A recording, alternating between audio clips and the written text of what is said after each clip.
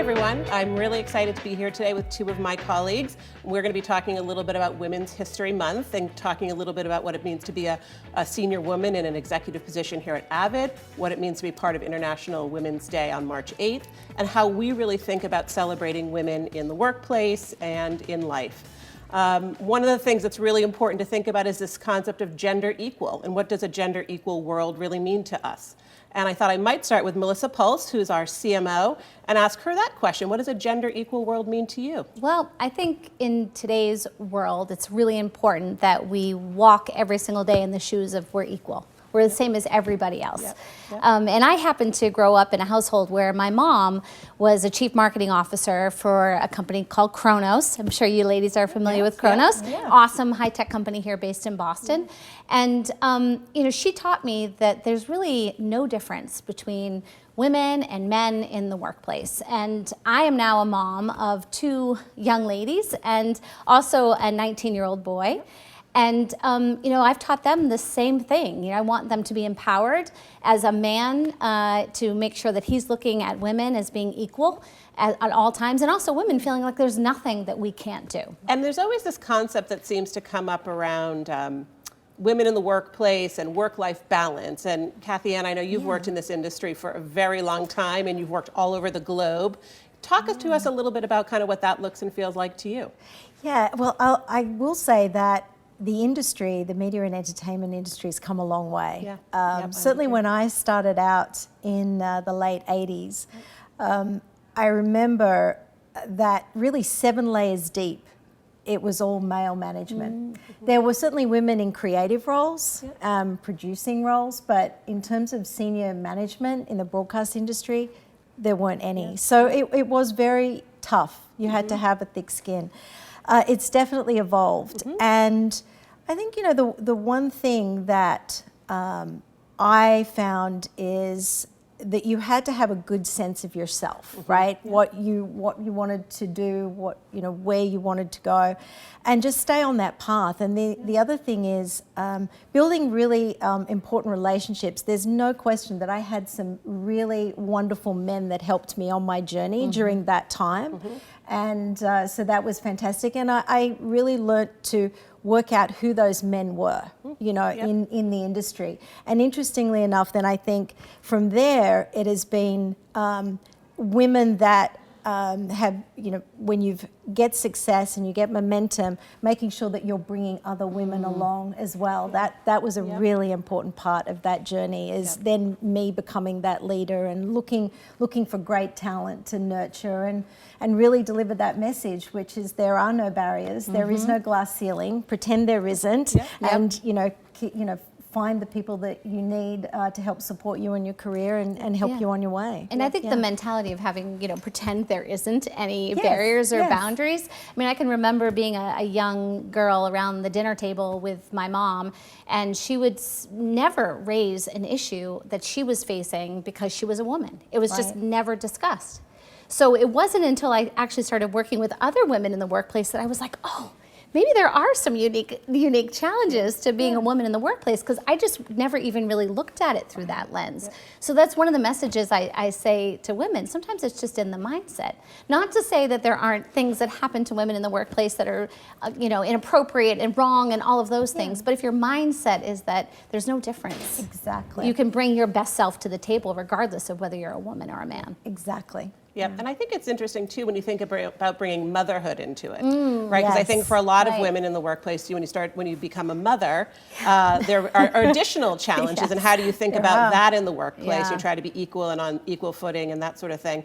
And one of the best pieces of advice I ever got was from a woman who said to me, "Make every moment count." So if you're with your family, make it count. Don't be doing something else. If you're in a meeting, be focused in that meeting. If you're in a mentoring session, do that. But try to make, even if they're short, because you can't get more time in your day, make each of those things really count. And I find that's helped me a ton to make each thing, sort of be living in the moment. And be really present, right? Yes. Yeah, it is. And it's choosing, knowing what's important at that moment in time. Someone actually said to me once, how do you juggle all of the balls? How do you be a wife, a mother, a sister, a friend, and a professional? And it's like, I drop the balls. I'm not that good at juggling. Yeah. Right. And it's okay to do. It's actually okay to do that, and having a great support network. But really, my advice is that you have to strike that balance. You have to know when it's important to do something that's related to your family, and know when you need to switch that up and it be a profession. But you're not, it's not, you can't juggle everything all of the time. I actually think it's maybe no longer about balance anymore. It's about blending it all together in a seamless way, but also being super present when you are blending. Yeah. Like for me, it's always been about setting boundaries. I had made a choice early in my career that I wanted to live where I wanted to live, which wasn't necessarily the mecca of high tech. I live on Cape Cod, as you ladies know. But that was a boundary to me. I knew I wanted to live by the ocean. I wanted to raise my family there. I wanted to have a great life for my kids. So I was going to establish boundaries, and I was going to figure out how to blend it all. Yeah. But you're right, sometimes it's like, how do you find the grandma's china and really nurture that and let the Walmart stuff just crash hard to the floor and not get overly concerned about that. Perfect analogy, actually, because sometimes that is exactly what is going to happen. Yep. And I think the last thing for me, one other thing I've done in that arena is around the 80-20 rule. Yeah. And just embracing it. It's very hard to do all facets at 100%. So if you can find a way to do 80% in many places, I think sometimes 80% is enough and gets you where you need to be. So I want to ask you guys a question. So what is it that you, maybe as a woman, bring unique to the table? We're in a lot of meetings together, right? With, luckily, and not luckily, I think the reality is our boardroom is much more balanced than it's ever been in diversity and having a lot more women around that table, which is awesome. But I think we also have a unique mindset that's helpful to when we're in, tough discussions or working through issues. So what do you ladies feel like you bring to the table? Well, I think the obvious one to me is that, not just me personally, but women always do bring a different perspective to a male perspective. And it's getting that balance is when actually the fantastic goodness comes together. Both perspectives. Exactly, both perspectives. But uniquely, I guess, I will say that for me, I've always spent a lot of time in my career, and I think what has helped me is being nurturing relationships and my network, and putting a lot into that, because I've certainly got a lot of reward out of it. Yep. And so I will say that something that I guess I bring to the table is, because I keep that network very alive and those relationships, I often find that I've got some really interesting perspectives. And it's not always just in the industry. Yep. I've been fortunate enough to work in some roles outside of the industry as well, which gave, some other perspectives. But yeah, that's probably the one thing I would say unique that I would bring, is that a lot of thoughts and ideas. I tend to socialize a lot and network a lot and gain a lot of different viewpoints. Yeah, I think I would feel similarly. And I think sometimes there's a bit of an empathy or seeing the whole picture, sort of the holistic person, and think about, why are they reacting this way, or why might they need some additional help, or does this person like to collaborate, and just thinking more about the human and really sort of thinking about how we can be, most successful together in that arena, and not being afraid to be a little bit, humble and sort of ask for, help when you need it, or help other people when they really need it. I think that's, is uniquely female. How about yourself? Well, I was thinking the same thing, sort of having more of an empathetic perspective and thinking about what is it that they need from us as leaders. And being able to stretch, the way that you view something in the better interest of others around the table and in the room. Okay. So something else I wanted to sort of talk about and share a little bit is, our impressions of the women of Avid. I mean, we have an incredible global company. We have a diverse set of women across the globe. And I, was fortunate enough myself this year to sort of do a bunch of travel and meet the women of Avid. and my gosh, dynamic, engaging. You know, they're so sort of interested in growing their careers and mentoring others and starting women's forums and that sort of thing. And I was very inspired by it. I did not get a sense that there was this feeling of sort of not being equal, very much in a leadership position, being able to help others. And I don't know if you all have other impressions or things you would add to that about the women of Avid. I think the passion for our industry. You know, I've worked at high-tech companies before, and you have a passion for your function, whether it's marketing or HR. But the women at Avid not only have a passion for what they get up and do every day in their function, but for making a difference in our industry. And I think that's uniquely Avid compared to other businesses I've seen. Yeah, I would agree. Yeah, I would like to kind of second that.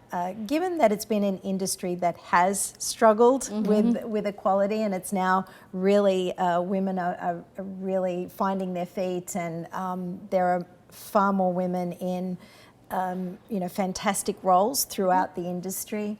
So there's definitely a momentum, and I would agree that all of the women that I've met in the company just have great creativity, fantastic talent, and they're just very inspiring. Yeah, and throughout the month of March, it's a great opportunity for folks to get to know the women of Avid a little bit more. Yep. So one thing I always think about when I'm, you know, thinking big or thinking about the way I want to create change is sort of hopes and dreams. So if we thought about our hopes and dreams for ourselves, for women in the month of March, how do we want to think about these hopes and dreams? Do you have any hopes and dreams for yourself, your daughters, the women of Avid?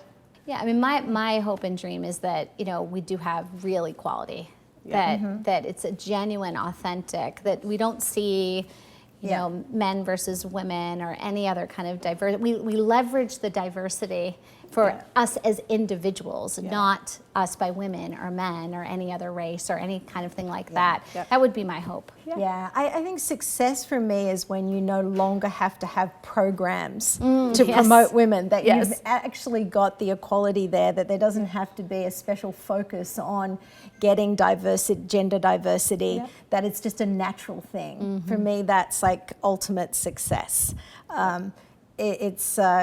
Interestingly enough, the tagline, you know, for this year for International Women's Day is "Each for Equal," you know. So I think, and for me, if we no longer have to have great focus on it, and we've got that balance, that would be fantastic. Yeah, absolutely. I think that's great. And do you have any advice for young women coming into this industry?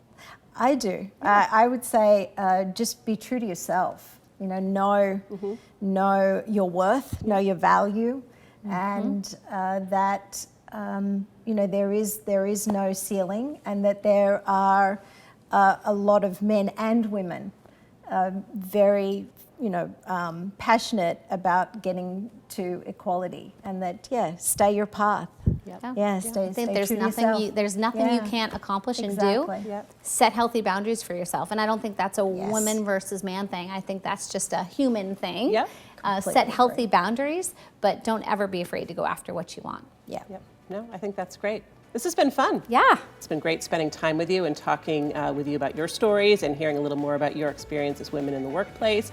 And I'm really excited to see what we have in store for the month of March as we celebrate Women's History Month. And I thank you so much for joining me.